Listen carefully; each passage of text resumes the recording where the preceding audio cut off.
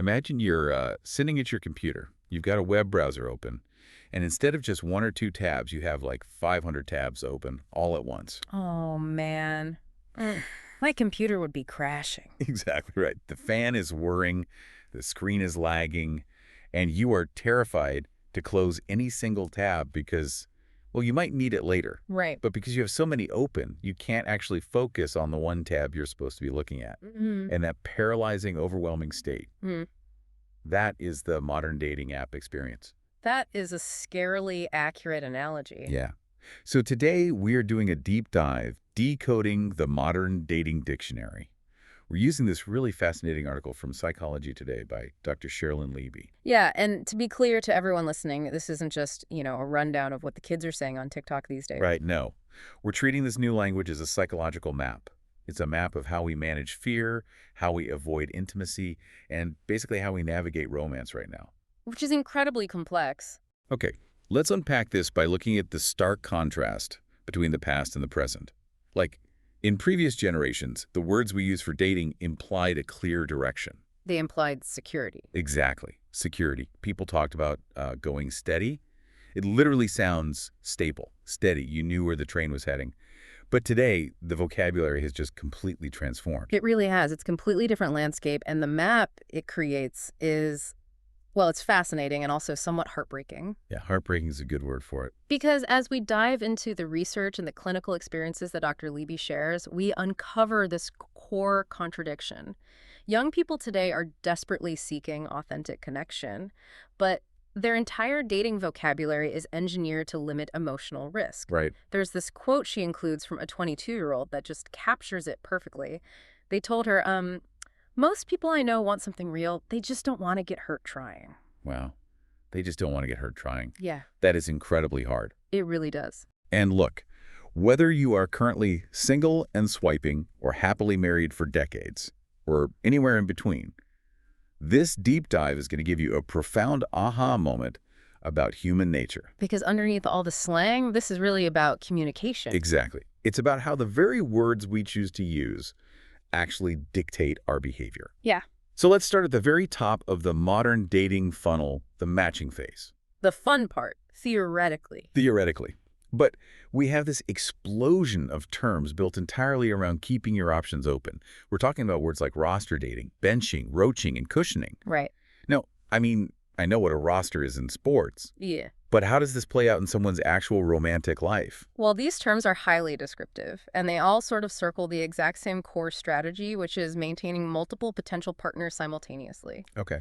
So having a roster means treating dating like you're managing a sports team. You've got your starting lineup, and you've got players in reserve. And benching is a direct spin-off of that. You're keeping someone on the sidelines. You aren't playing them in the main game, but, you keep them around just in case you need them later. Just in case. Man. And what about cushioning? Because that sounds, I don't know, somewhat soft. Almost comfortable?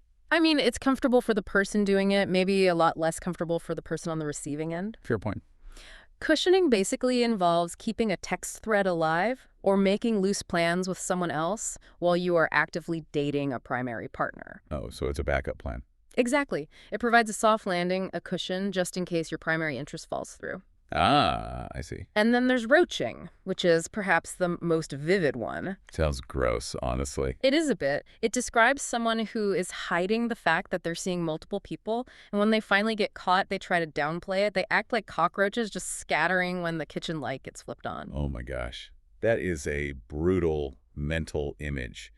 But, I mean, it paints a very clear picture. It does. The strategy here seems to be about math, right? Like, if I cast a massive net, if I keep 500 tabs open and never let anyone go completely, I'm statistically guaranteed to find the perfect match. Logically, you can see why someone would try it. Right. I mean, it sounds exhausting, but the logic makes sense on paper. What's fascinating here is that the psychological research shows this strategy completely backfires. Really, it backfires. Totally. The intention is to optimize the search for a partner, right? But it actually sabotages it. There's a study from 2020 by Pronk and Dennison that looked specifically at daters who adopt this rejection mindset. Rejection mindset. Okay. Yeah, it's people who are constantly swiping, holding out for the absolute best possible partner while just keeping everyone else at arm's length. The roster people. Exactly. And the data revealed that these individuals are significantly less likely to form any meaningful connection at all. Wait, really? So having an endless buffet of options actually starves you. That is exactly what happens. That actually reminds me of the famous jam study that was mentioned in the source material. Can you break that down? Yeah. Because how does buying jam at a grocery store explain why people can't find a date on an app? Right. It seems like a leap, but it's one of the best illustrations of human behavior we have. It was done by Iyengar and Lepper back in 2000. So behavioral economists set up a tasting booth in a gourmet grocery store. Okay. On one day, they put up this massive display of 24 different varieties of jam. 24. That is so much jam. It's a lot of jam. And on another day, they offered a modest display of only 6 varieties. Okay, so I would assume a giant mountain of 24 gourmet jams would pull in a huge crowd. Yeah. Did people actually stop at that big table? Oh, they absolutely stopped. The massive array of choices generated a ton of foot traffic and initial excitement. Because, people love looking at options. Sure, we love browsing. But the critical insight comes from what happened next. When it was time to actually purchase a jar of jam, the shoppers who saw 24 varieties bought significantly less often than the shoppers who only saw 6. Wait, so they loved browsing, but they hated buying. Why? Is it just, like, decision fatigue? It's what psychologist Barry Schwartz calls the paradox of choice. When you have too many options, 2 things happen. First, your anxiety about making a choice spikes. Okay, makes sense. And second, your satisfaction with whatever choice you eventually make completely plummets. Oh, interesting, because you're wondering what if. Exactly. Every choice requires you to sacrifice all the other possibilities.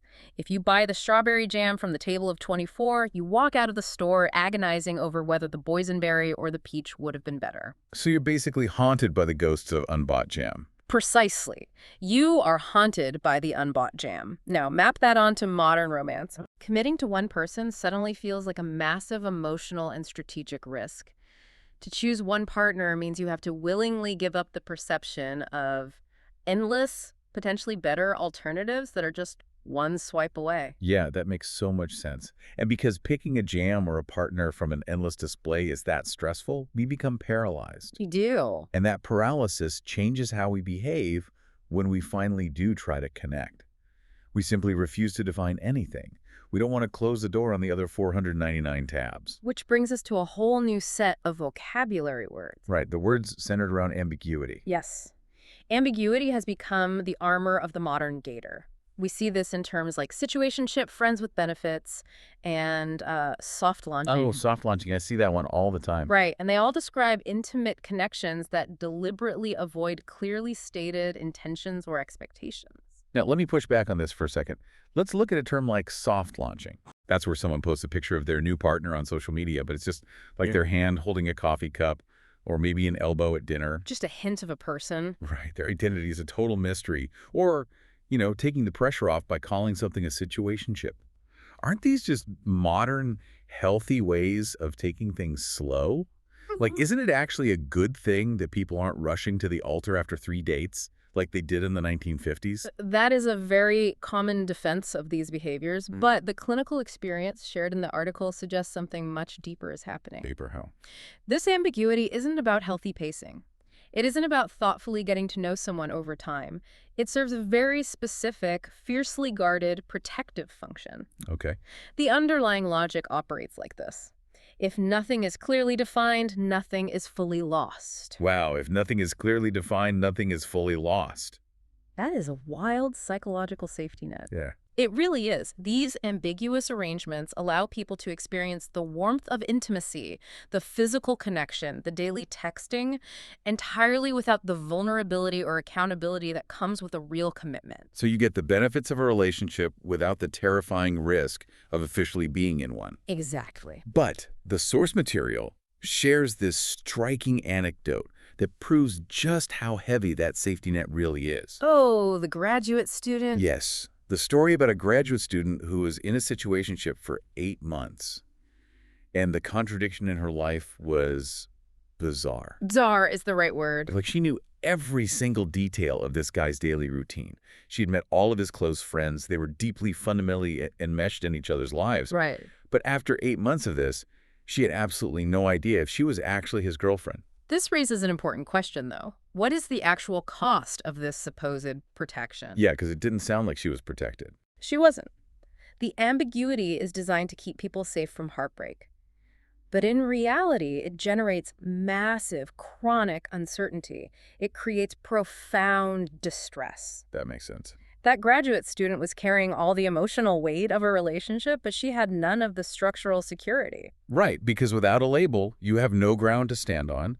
You can't ask for reassurance. You can't, plan a vacation for next summer. You're just floating. And if you express frustration, the other person has a built-in escape hatch. Oh, of course. They can simply say, hey, we never put a label on this. You knew what this was. It's basically a masterclass in dodging accountability. That is so true. You live in a state of constant relational anxiety, constantly monitoring the other person's behavior to guess where you stand because no one is brave enough to just say it out loud. And that ambiguity turns dating into a pressure cooker. When you don't define the relationship, you leave the back door wide open. Wide open. And when things get too real or the intimacy gets too heavy, people don't just walk out that door, they vanish. They do. And here's where it gets really interesting. We have engineered a massive dictionary exclusively for disappearing acts. We really have. Most of us know ghosting, right? Just vanishing into thin air. But then there's slow fading, which is the agonizingly slow withdrawal of texts over weeks. That one's painful. And catch and release.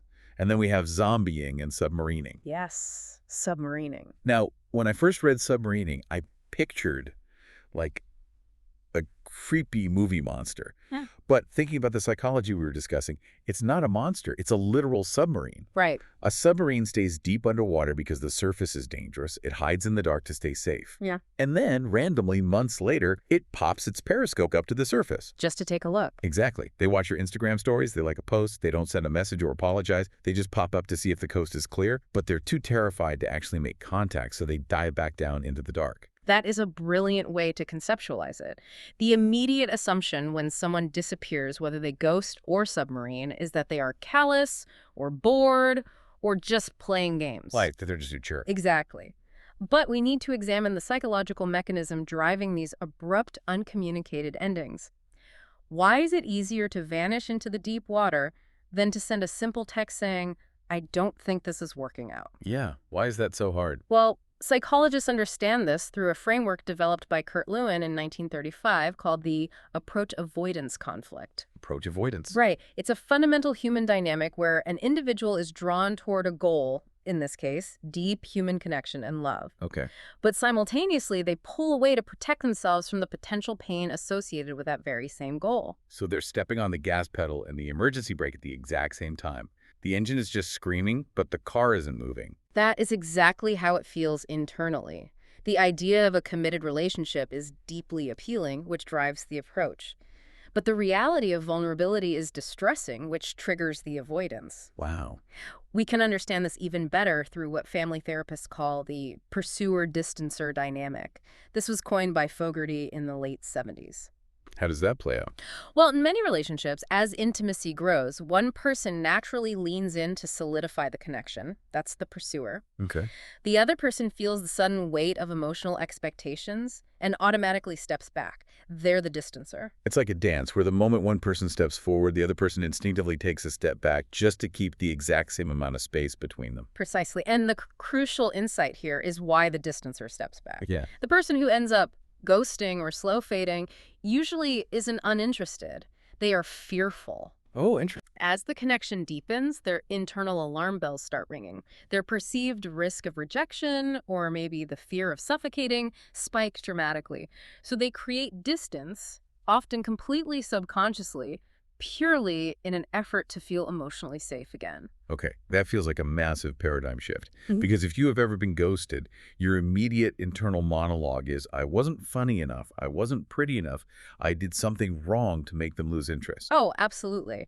It is incredibly painful for the person left behind because they naturally internalize the rejection as a personal flaw. Right. But the psychological reality is that the ghoster was overwhelmed by their own internal landscape. Wow. However, recognizing that fear doesn't excuse the behavior, these easy exits have a devastating societal cost. They deny the other person any semblance of closure. Yeah, you're just left wondering forever. And they prevent couples from practicing the vital skill of relationship repair, which is actually how real trust is built. And on a macro level, they erode the basic social norms that dictate that human beings deserve honesty. Yeah. To bring this theory down to earth, the article shares a really revealing case study of a client named Mike. Yes, Mike's story is really illuminating. So Mike is a college senior, and his stated, vocalized goal is that he wants to get married and have a family. But his actual behavior tells a completely different story. Very different. He moves through a series of intentionally undefined relationships, and he even admits to his therapist that he has, quote, gotten good at ghosting. Yeah. Mike is the textbook embodiment of the approach avoidance conflict. His desire for a family is the approach. His serial ghosting is the avoidance. Right. What makes his story powerful is the breakthrough he achieved in therapy. He finally realized that his pattern of vanishing wasn't because he was continually disappointed by the women he was dating. Okay. It was because he was absolutely terrified of committing to the wrong person. Oh man, the paradox of choice rearing its head again. The fear of missing out on the perfect jam. Exactly, the perfect jam. And that realization forced him to confront his own behavior. He had this moment of profound self-awareness. He told his therapist, I keep saying I haven't found the right person, but honestly, I haven't given anyone a real chance. Wow. Hmm. Haven't given anyone a real chance. Just saying that out loud changes everything. It does. He realized that the call was coming from inside the house. His own fear was the barrier, not the dating pool. It's a transformative realization, and it bridges perfectly to the final and perhaps most subtle layer of the article's analysis. What's that? Well, we spend our time decoding the words we do have in the modern dictionary, right? The vocabulary for keeping your options open, for staying ambiguous, for escaping through the back door. Right. But the most alarming part of this cultural dictionary isn't the words that are in it. It's the words that are missing entirely. Yes. The missing words of love. If we lack a shared vocabulary for building a committed, grounded connection, how does that actually warp our reality? It warps it significantly. It's fascinating and honestly a little terrifying when you look at the slang used today to describe having strong, positive feelings for someone. It's almost all framed negatively. Completely negative. Like if you really like someone, you're down bad. Right. Or you're swooning, or you're locked in. Just think about the imagery of those phrases. It's pretty bleak. Yeah, down bad makes love sound like a severe illness. Locked in sounds like a maximum security prison sentence. Absolutely. And swooning implies a literal loss of physical consciousness. They all frame emotional attachment as a loss of control, a weakness, rather than something secure and beautiful that you build together. If we connect this to the bigger picture, psychologists and linguists often study how the language we use acts as the scaffolding for our thoughts. Scaffolding. Okay. Yeah, there is a concept called linguistic relativity. It basically suggests that if you don't have a word for a concept, you struggle to even conceptualize it, let alone act on it. Wow. So if you don't have the words, you can't even think the thoughts properly. Exactly. So when an entire culture becomes incredibly fluent in the language of disconnection, avoiding emotional risk starts to feel like the only logical reality. Right. If the only scaffolding you have is built out of words like benching and ghosting, you literally lack the tools to construct a healthy, secure attachment. The environment has structured your brain to view vulnerability purely as a threat rather than an opportunity for growth. Which feels incredibly bleak. Like you said, if we don't have the words, we can't build the house. But there's a flip side to this. Right. The article doesn't leave us in the dark. There is a cure provided here. Thankfully. And the way out of this trap is incredibly simple, though, not necessarily easy.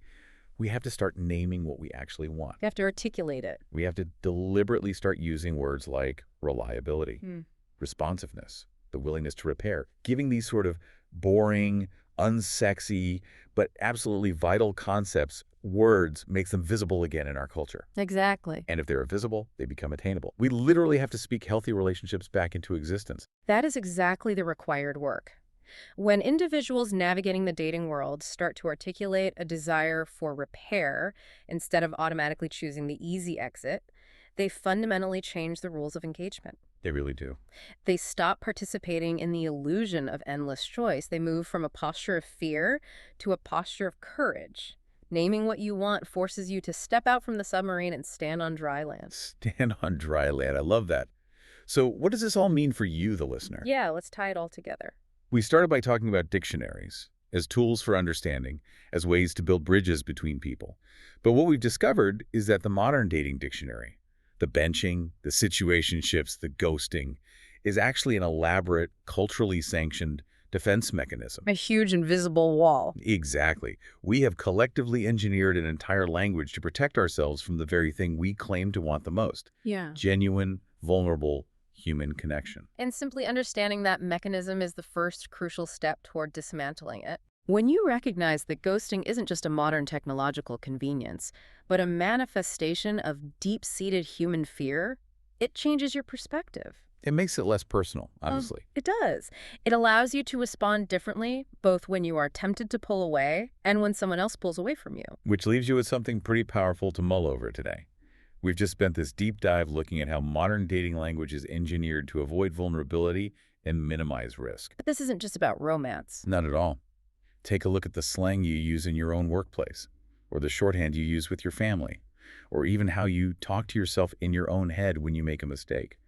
Where else in your life are you using language not to connect, but to build an invisible wall? That is a great question to reflect on. Well, thank you for joining us on this deep dive. Keep asking questions, keep looking closely at the words you use, and keep seeking those aha moments. Catch you next time.